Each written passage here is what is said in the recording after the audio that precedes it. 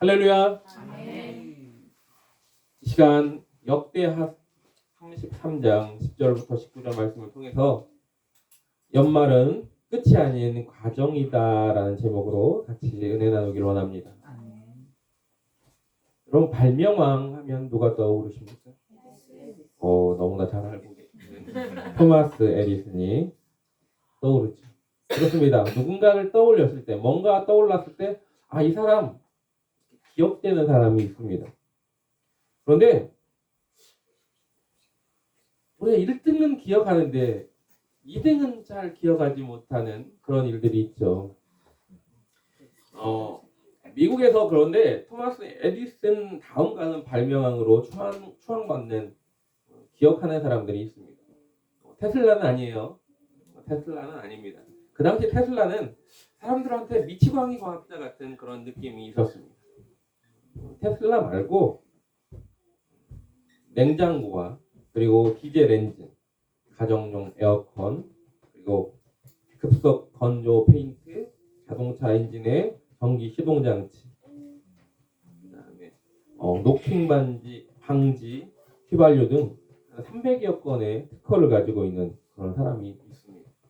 그 사람의 이름은 찰스 캐터링이라는 사람입니다. 그 사람한테 사람들이 물어봤습니다. 당신의 성공의 열쇠가 무엇입니까? 그랬더니 이 사람이 이렇게 말합니다. 저는 시력이 좋지 않아요. 시력이 좋지 않았기 때문에 성공했습니다. 그러는데 아니 왜 시력이 안 좋은데 성공을 합니까? 그랬더니 나는 남이 책을 읽어 주어야 할 정도로 나쁜 시력 때문에 내가 어떠한 시련이 와도 그러한 시련은 별로 걱정이 되지 않았습니다. 그래서 발명에 집중을 했고 실패를 했을 때도 999번 실험에 실패하다가 마지막 한 번 성공을 하면 그 마지막은 성공이다라는 마음으로 달려왔습니다. 라고 말합니다. 실패는 과정일 뿐이지 실패는 끝이 아니다라는 겁니다.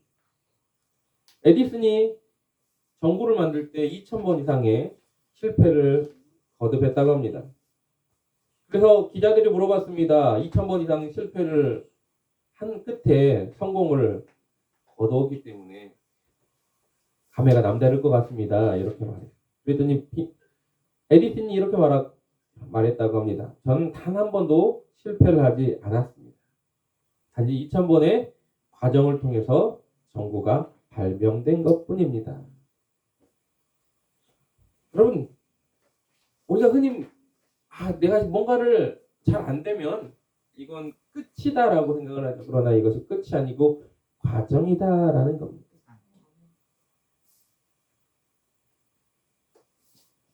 어떤 베스트셀러 기업가의 책이 있습니다. 시련은 있어도 실패는 없다. 누군가요? 아닌데요? 정주영 회장이 쓴 책이에요. 김호중 회장이 쓴 건 세상은 없고 할 일은 많다죠. 자, 제가 왜 이런 얘기를 하느냐? 실패. 그분이 항상 하신 말 있잖아요. 임자, 해봤어? 해보지도 않고 왜 안 하려고 하느냐 이런 말이죠.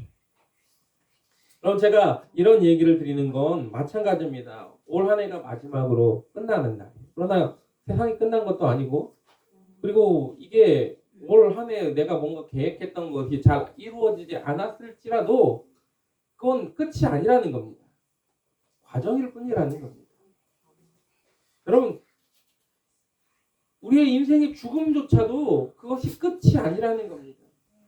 천국으로 가는 과정의 한 부분일 뿐이라는 걸 잊지 마시기 바랍니다. 여러분 2023년도 새해를 맞으면서 뭔가 다짐하고 결심하고 이 일을 이루겠다는 어떤 소망이 있었을 수도 있습니다. 그러나 한 해가 지나가면서 이루어지지 않은 것도 있을 수 있습니다. 그러나 실망하지 말고 그 과정을 어떻게 해요? 받아들이라는 겁니다.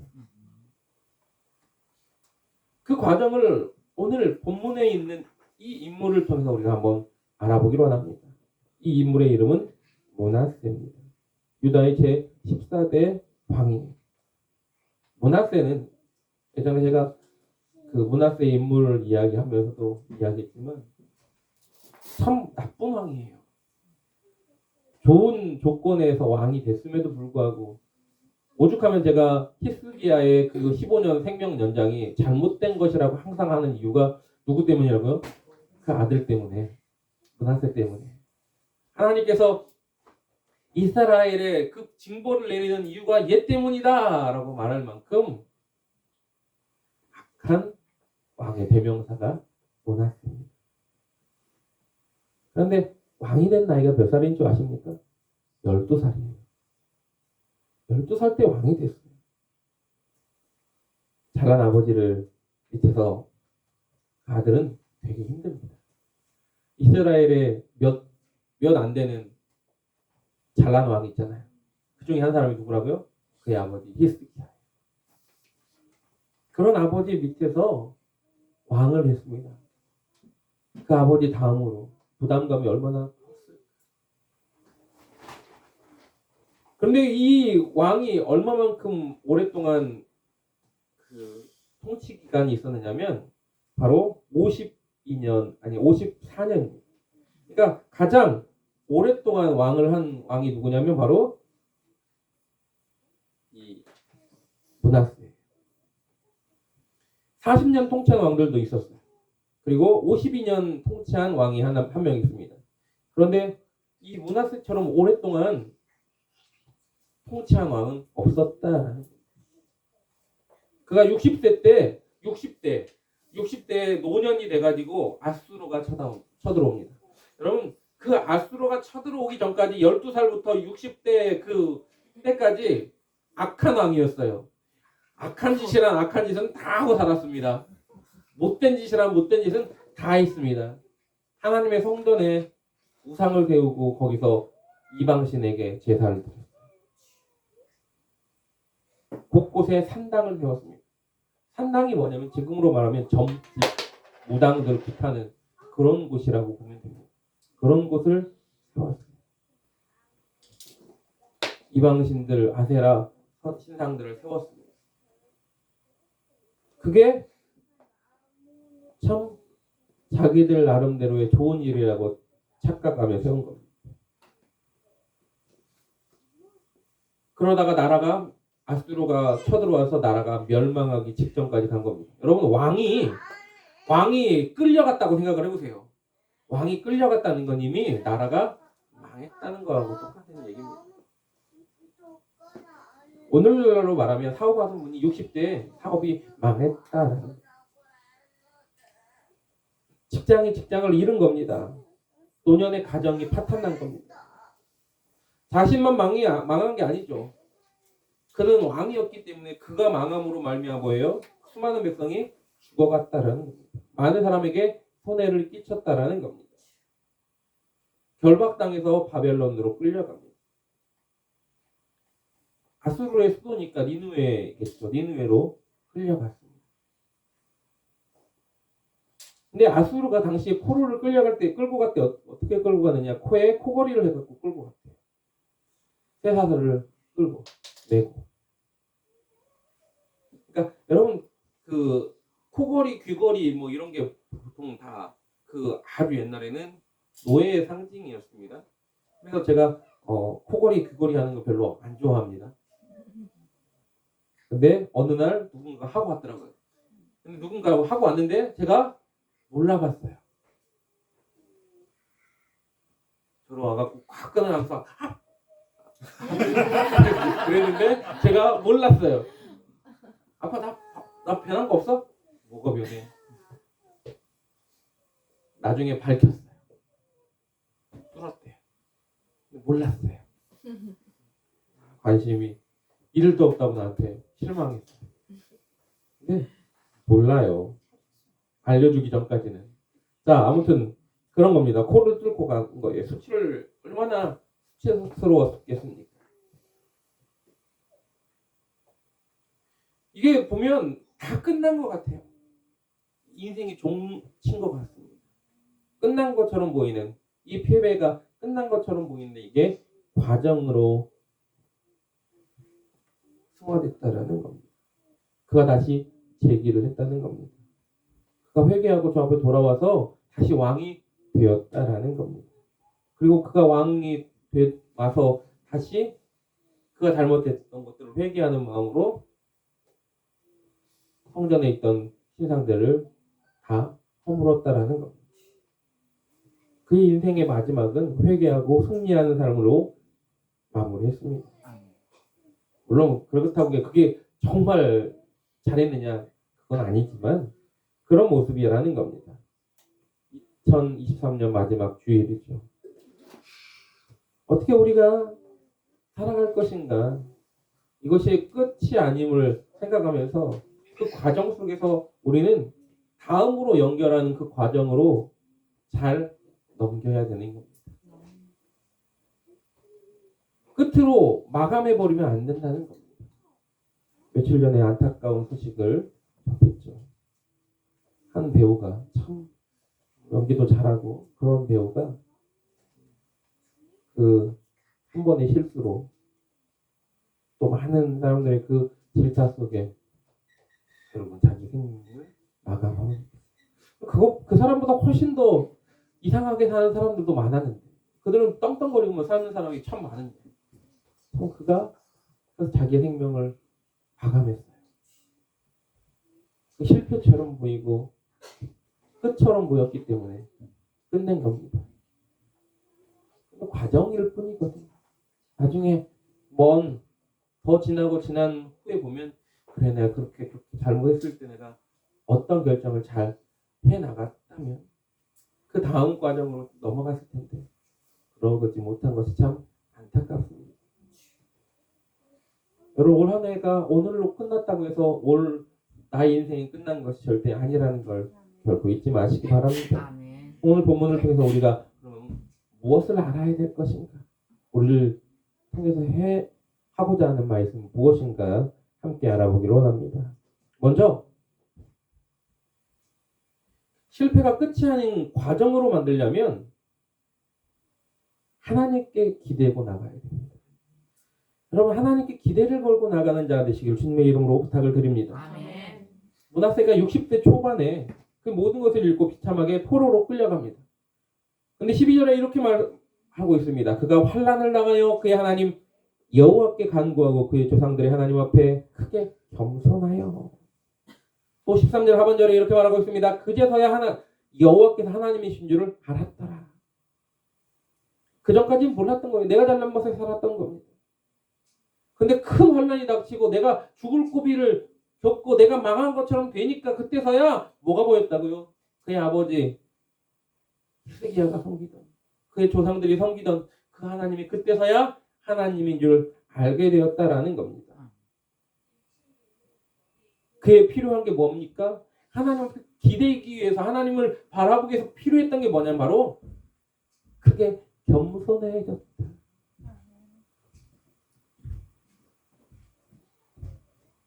내려놓음이라는 책이 있고 더 내려놓음이라는 책을 그 이후로 쓰셨죠.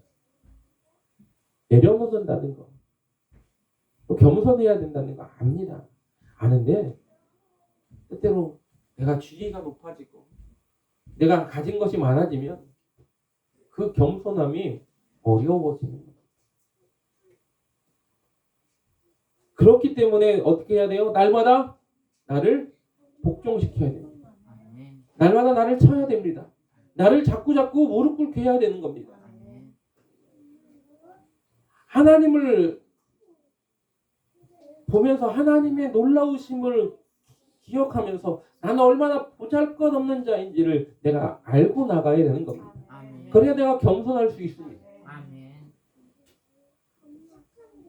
우물안 개불이라는 게 있죠. 우물 안에서는 내가 내 세상이고 내가 다인 것처럼 내가 최고인 것처럼 보였는데 우물 밖에 나오니까 세상은 너무너무 없다. 이스라엘 안에서는 유다 안에서는 자기가 최고이고 자기가 제일 높은 줄 알고 제일 우리 나라가 강한 줄 알았는데 보니까 아수르가 쳐들어오니까 이 나라가 얼마나 보잘것없는지를 알게 된 거예요.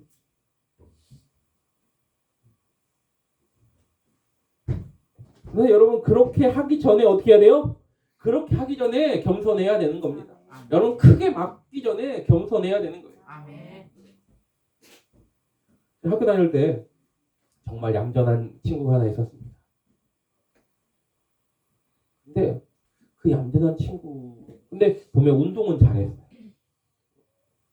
근데 너무 얌전하고 웃기기도 하고 그런 친구가 있었는데 까불까불하고 장난도 잘 치고. 근데 그 친구가 어느 날 그 친구를 진짜 열받게 하는 어떤 좀 반에서 좀 사람도 많이 못하는데 조금 이렇게 막 까불까불대는 그러면서 의시되고 막 다니는 그런 일진도 아닌데 일진같이 행동하는 그런 친구가 있었어요. 그리고 자기 뒤에 또 정말 일진을 같이 친구처럼 다니는. 그래서 얘가 그 친구를 건드는 거예요. 왜? 너무 얌전하니까 장난만 치고 항상 웃고 다니니까. 근데 선을 넘은 거예요. 선을 넘었는데 선을 넘으니까 이 친구도 안 참았어요. 싸웠어요. 딱 한 방이에요. 한 방에 애가 여기서 저기까지 날아갔어요. 이 친구 진짜 싸움을 잘하더라고요. 알고 봤더니 중학교 때 하도 이렇게 사고를 많이 쳐서 고등학교 때는 얌전하게 있기로 부모님과 약속을 한 친구예요. 근데 얘는 모르는 거죠.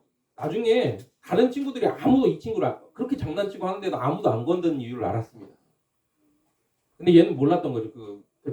뒤에 그 일진을 믿고 까불었는데 나중에 그 일진한테 쫓아갔는데 그 일진이 쟤를 건들면 안 되는 거야. 우리 불문율이야. 우리끼리는. 근데 네가 건드렸어. 너 큰일 났다. 고수를 건든 거예요. 자, 제가 왜 이런 얘기를 드리느냐. 우물한 개구리라는 겁니다. 그리고 크게 당하기 전에는 사람이 잘 몰라요. 그러기 전에 뭐예요? 겸손해야 된다는 겁니다. 하나님 앞에 우리가 얼마나 보잘것없는 자인지를 우리는 압니다. 그렇기 때문에 우리는 겸손해야 된다는 걸 잊지 마시기 바랍니다. 그 겸손하지 않으니까 어떻게 해요? 그를 하나님 치셔서 네가 얼마나 보잘것없는 자인지를 깨닫게 하시고 스스로 겸손하지 않으니까 겸손하게 만드셨다. 그래서 포로가 되어 왕이 그곳까지 바벨론까지 끌려간 겁니다. 여러분 우리나라 조선시대 때 병자호란이나 이런 때 보면 결국 그 삼전도에 굴욕을 당하는 그 왕을 보면 참 우리는 그렇게 욕을 합니다. 그 왕에 대해서 반란을 쿠데타를 일으켜갖고 광해군을 끌어내리고 왕이 됐으면 좀 잘해야지. 나라를 그냥 망하게 하고 그렇게 굴욕당하고. 그래서 그가 그럴 줄 알았습니까? 몰랐죠. 잘난 줄 알았습니다. 그 전에 있던 임금도 마찬가지죠. 선조라는 어떤 임금도 일본이 그렇게 센 줄 몰랐어요. 그 당시의 사람들의 사고는 일본은 우리나라보다 인구도 작고 나라도 작은 그런 나라 그렇게 생각했습니다. 외구만 생각을 하고 일본의 어떤 정규군은 생각하지 않았습니다. 쳐들어온 일본의 그 야만적인 그런 것들만 보니까 일본이라는 나라는 작은 나라라고 생각을 했습니다. 근데 어느 날 보니까 우리보다 훨씬 센 겁니다. 크게 당황한 거죠. 조선이라는 나라는 몇백 년 동안 그리고 평화가 있던 나라라 전쟁이 크게 일어난 나라가 아니기 때문에 참 어렵게 생각하고 있었던 겁니다. 큰일을 그렇게 당하니까 어떻게 해요? 두 손 두 발 다 들고 도망가는 겁니다. 교만해지면 하나님께서 기뻐하지 않으십니다. 교만해지면 그때 하나님은 손을 드십니다. 그래서 우리는 어떻게 해야 돼요? 그것이 끝이 아닌 과정이 되기 위해서는 하나님 앞에 날마다 하나님을 온전히 기대기 위해 내가 얼마나 연약한 존재임을 고백하고 나가야 될 줄 믿습니다. 아멘. 실패는 할 수 있습니다. 하지만 그것이 끝이 되지 말아야 됩니다. 그 끝이 되지 않기 위해서 믿음의 사람이 해야 될 일은 주님을 바라보고 기대하고 그리고 주님 앞에 무릎 꿇어야 됨을 잊지 마시기 바랍니다. 아멘. 또한 우리가 알아야 될 건 무엇이냐? 바로 두 번째 실패가 끝이 아닌 과정으로 만들려면 기도해야 됩니다. 누구게요? 누구한테? 하나님 앞에. 12절에 보니까 이렇게 말합니다. 여호와께 간구했다. 13절에도 뭐라고 하니까 기도하였으므로. 그러면서 13절에 이렇게 말합니다. 하나님이 그의 기도를 받으시며 그 간구를 들으시사 그가 예루살렘에 돌아와서 다시 왕에 앉히심에 그랬습니다. 그렇습니다. 어떻게 하셨다고요? 그가 하나님 앞에 기도하고 간구했다. 여러분 우리 앞에 정말로 많은 난제가 있을 수 있습니다. 믿음의 사람이 세상을 살아가는데 참 어려워요. 실패가 있을 수도 있고 내 뜻대로 안 풀릴 때가 얼마나 많은지 모릅니다. 여러분 여러분의 계획대로 다 되는 거 없잖아요. 그렇죠? 저도 그랬습니다.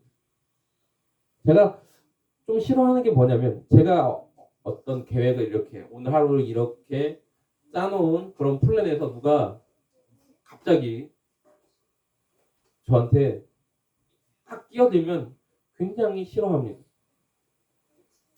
안 좋은 모습이지만 하여튼 그렇게 좀 갑자기 누군가가 부탁을 하거나 갑자기 너한테 뭔가를 이야기하면 굉장히 좀 싫어해요. 근데 계획과 벗어나는 걸 좀 안 좋아합니다.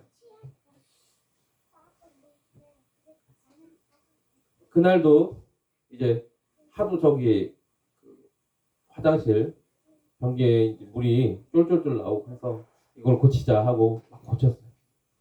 만족하게 이제 뭐 다 갈아버려야 되는데 저걸 이제 갈진 않고 그냥 임시 방편으로 해놓고 이 정도면 이제 물이 나오네. 물이 잘 나오니까 이 정도면 되겠다 하고 보니까 이제 손을 씻으려고 세면대에 손을 씻고 있는데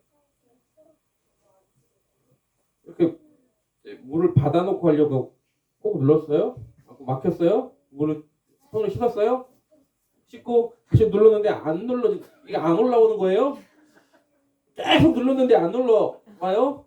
야 계속 눌렀는데 안 돼갖고 다른 때 보니까 좀 더 세게 하면 이게 올라오길래 다른 걸로 이제 단단한 걸로 좀 쳤는데 그래도 안 되더라고요. 결국에는 그 뭐에 이렇게 돌리는 그거 있어요. 그 몽키 같이 생긴 거 그걸로 한번 때렸는데 빡 소리가 났어요. 보니까 밑에 이게 관이 오래돼가지고 이게 부서진 거예요. 제 계획하고 없던 일이에요. 그러고 있는데 우리 권사님이 또 전화가 왔어요. 느닷없이 달력 5개가 필요하다고 저한테 빨리 갖고 오라고 하는 거예요. 이거 지금 또 고쳐야 되는데 우리 권사님이 막 나한테 그걸 얘기하는 거예요. 그런데다가 또 바로 또 천사모님이 전화 왔어요. 뭐라고 전화 왔냐면 집에 하여튼 정리함을 사야 되는데 그 장이 뭐 살려고 했던 그게 운송비가 너무 비싸니까 한번 다른 데 가서 여기 주변에 있는 가구점 가서 한번 알아보면 어땠냐, 어떻겠느냐라고 물어보는 거예요.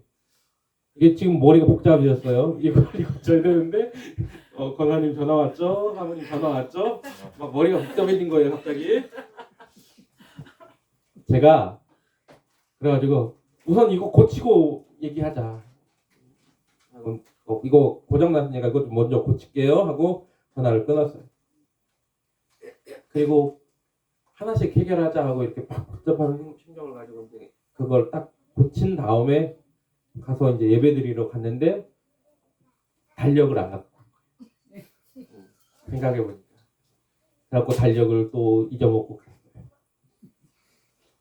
제 계획은 뭐였냐면 저기 그 화장실에 변기에 그 물을 잘 이제 나오게 하고 그리고 예배를 드리러 가는 거였어요. 그게 제 계획이었는데 도중에 복잡하게 막 뭔 일이 생기니까 그냥 머리가 복잡해지는 겁니다. 내 계획대로 안 되는 거예요. 여러분의 계획대로 안 되는 겁니다.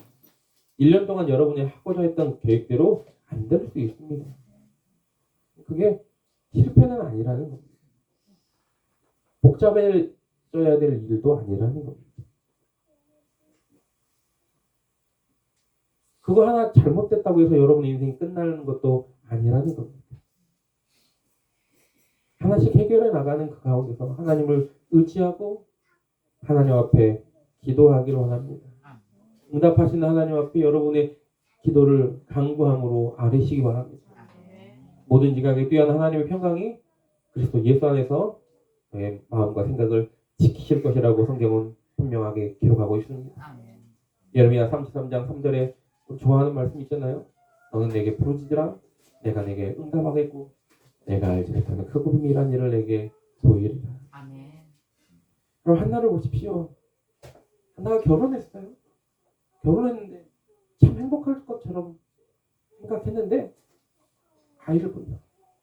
아이를 못 낳으니까 남편이 다른 여인을 아내로 다시 맞아들이고 분인나라는 여인을 아내로 세장가를 들었는데 분인나가 애를 낳았어요. 그리고 한나를 발시합니다. 왜 그런지 모르겠어요. 그 당시에는 그런 것들이 많았나 보죠. 아브라함의 아내 사라도 남편이 자기가 애를 못 낳으니까 남편에게 자기 여종을 통해서 애를 낳게 해줬는데 또 그러지 않습니까? 하갈이 사라를 괄시하는 그런 일들이 반복되지 않습니까? 그 과정이 일어나니까 여인이 너무 불행했다라고 생각하고 어떻게 해요? 한나가 마치 성전에 가서 술 취한 여인처럼 그렇게 기도하고 있는 겁니다. 간절히 통곡하며 하나님께 매달리는 겁니다. 결국에는 그 일로 인해서 누구를 낳게 됩니까? 사무엘을 낳게 되는 겁니다. 실패한 것처럼 보이지만 그러나 하나님은요 합력하여 선을 이루시는 분임을 잊지 마시기 바랍니다. 아멘. 에스더를 보세요. 그 왕비 자기 혼자 왕비가 됐어요. 얼마나 풍요롭게 되겠습니까? 포로였던 여인이 왕비가 됐다라는 겁니다. 굉장히 자기 스스로는 출세한 것이 된 겁니다. 그런데 어때요? 하만의 계략으로 온 민족이 다 죽임을 당할 위기에 처한 겁니다.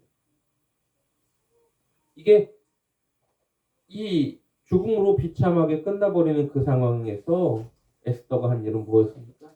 금식하며 온 민족이 다 금식하며 기도했다라는 겁니다. 그리고 왕에게 죽으면 죽으리라는 심정으로 나아갔다는 겁니다.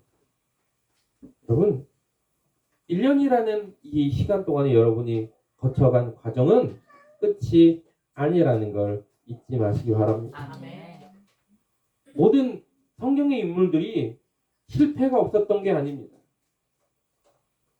굉장히 어려움이 다들 있었지만 그것을 끝으로 생각하지 않았고 믿음으로 주님 앞에 간구함으로 그 모든 과정을 승리케 했다는 걸 잊지 마시기 바랍니다. 또한 실패가 끝이 아닌 과정으로 만들려면 어떻게 해야 되느냐? 하나님이 기뻐하는 삶을 살아야 돼요. 오늘 므낫세는 어떻게 살았습니까? 그렇게 돌아오고 실패하고 그가 하나님 앞에 겸손하여 하나님을 의지하며 회개하며 기도한 다음에 거기서 끝난 것이 아니라 거기서 멈춘 것이 아니라 그 삶이 바뀌었다라는 겁니다.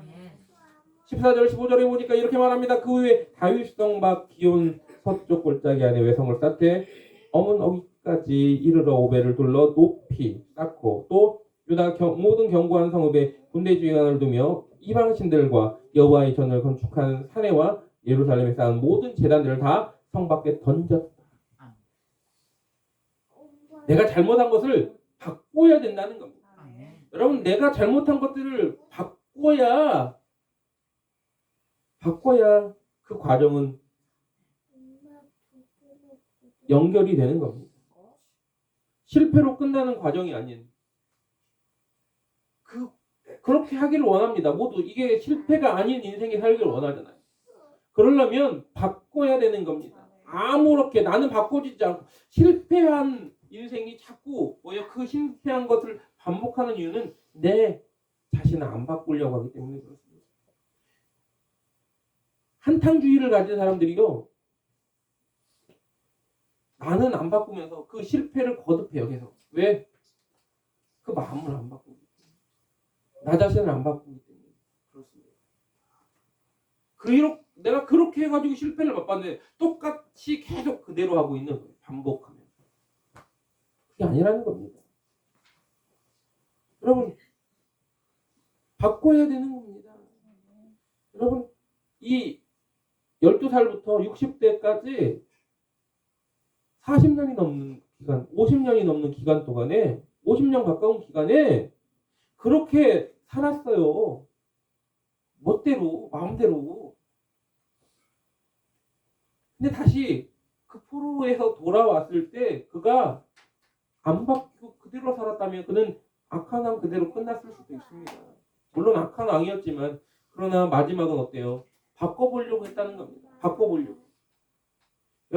여러분의 삶에서 올해 실패의 모습처럼 내가 계획했던 대로 안 됐다면 2024년도에 어떻게 해요? 바꿔보려고 하는 겁니다.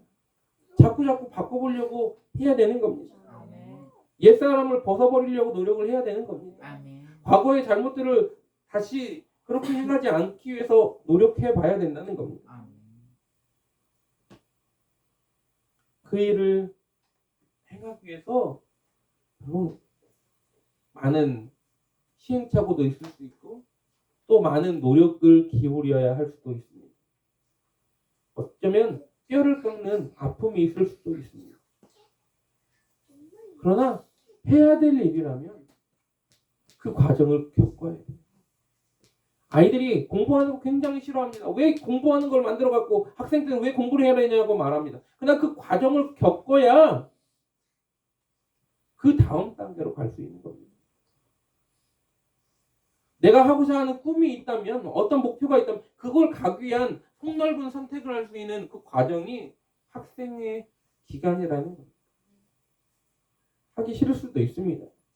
하지만 그 일을 행하기 위해서 필요한 과정임을 잊지 마시기 바랍니다.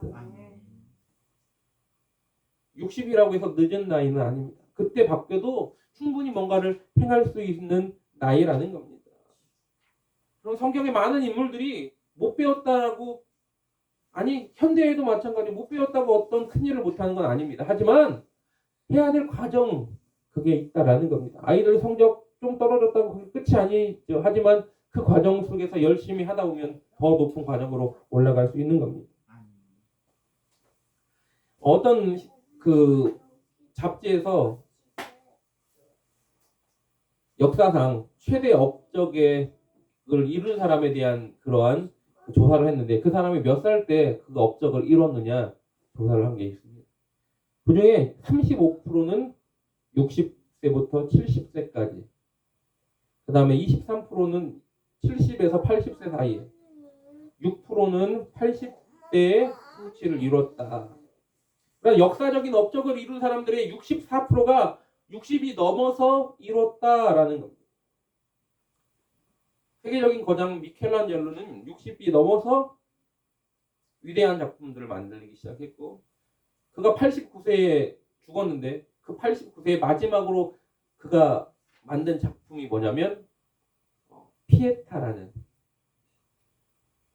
뭐냐면요. 예수님이 그 십자가의 성에 이제 죽으시고 마지막 내려오셨을 때 그 마리아가 예수님을 안고 있는 장면을 그린 그 작품, 그게 피에타입니다. 그리고 괴테는 파우스트를 죽기 전에 꼭 죽기 9개월 전인 82세 때 썼습니다. 피카소는 90이 넘어서도 창작 활동을 했고요. 그리고 우리 성경에 잘 알고 있는 갈렙은 85세 때 헤브론을 정복했습니다. 아브라함은 75세 때 가나안으로 갔습니다. 또 모세는 80이 넘어서 하나님의 응송을 들었습니다. 큰 치킨집 앞에 가면 어떤 할아버지가 서 있죠. 할아버지는 할랜드 샌더스라는 사람입니다. 많은 사업에서 실패도 하고 그런 과정 속에서 그가 65세 때 돈 하나도 없는 상태에서 연금 105달러하고 그리고 낡은 트럭 한 대 가지고 닭을 튀기기 시작합니다. 자기의 레시피를 팔아요. 그리고 그 레시피를 판 걸로 프랜차이즈를 성공시킵니다.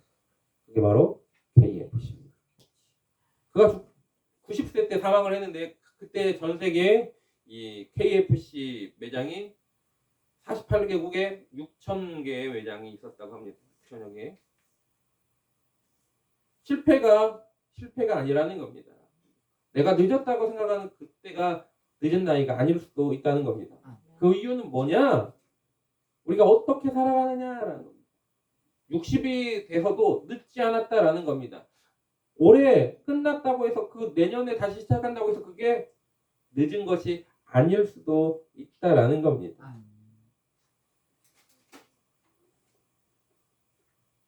그렇기 때문에 여러분 지금 늦은 것도 아니고 또 지금 실패했다고 포기할 것도 아니라는 겁니다. 올해가 끝났다고 모든 것이 끝나는 것도 아니라는 겁니다. 그래서 우리 믿음의 사람이 가져야 될 세 가지 원칙을 잘 생각하면 됩니다. 첫 번째는 뭐라고요? 주님 앞에 하나님 앞에 기대고 맡기는 것. 두 번째는 뭐라고요?